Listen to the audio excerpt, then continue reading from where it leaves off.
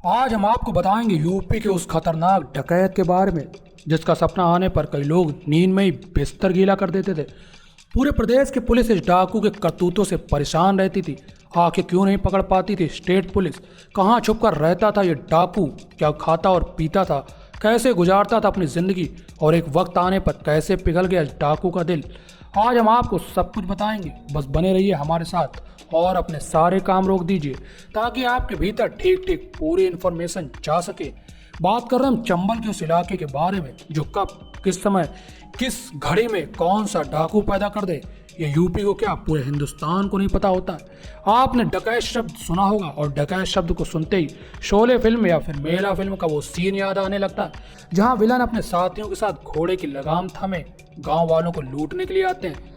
हम सब ने बॉलीवुड की कहानियों में देखा है कि जो डकैत होता है उसके पास लूट की बहुत दौलत होती है। वह खूब दारू पीता है, वह खूब अय्यासी करता है, खूब नाच गाना करता है, यानी फुल ऐशो आराम की जिंदगी बिताता है।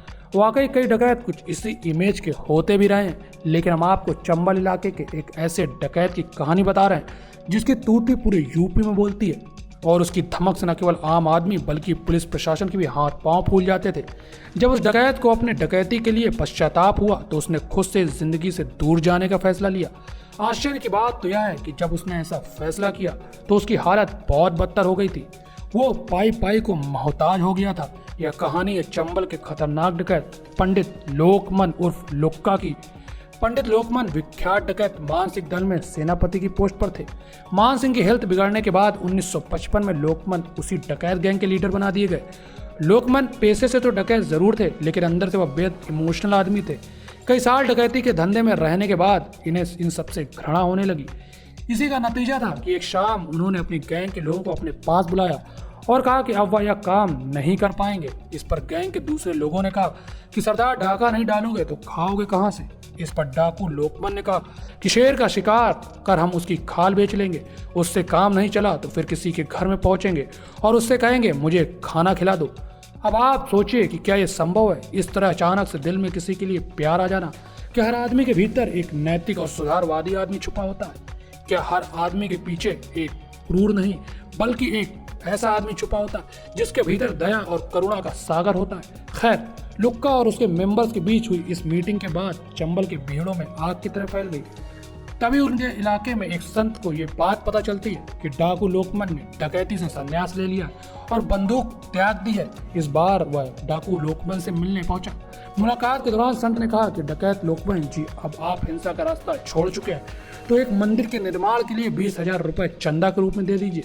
साधु को लगा कि लोकमन इतने बड़े डकैत है तो उनके लिए 20,000 रुपए मामूली बात होगी, लेकिन डाकू लोकमन ने उस साधु को चंदा में केवल 10 रुपए ही दिए। जी हाँ, मात्र 10 रुपए।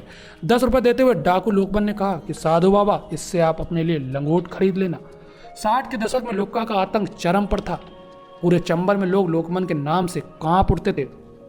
तभी एक दिन डाकू लोकमन की लड़ाई एक रिक्शे वाले से हो गई।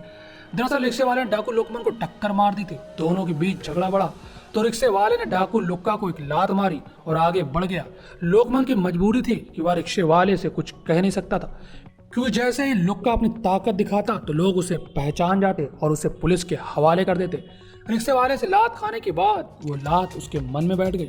उसे एहसास हुआ कि वह बुरे कर्म करता है, इसलिए एक रिक्शा वाला भी उसे लात मार कर चला गया और वह कुछ भी नहीं कर पाया। इसी घटना के बाद डाकू लोकमन धार्मिक हो गया था।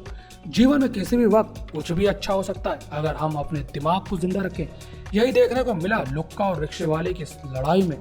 बात करें अगर इस दुनिया की तो अभी ऐसे कई खूंखार डाकू जो आज भी यूपी की जनता को चैन की नींद नहीं सोने देते।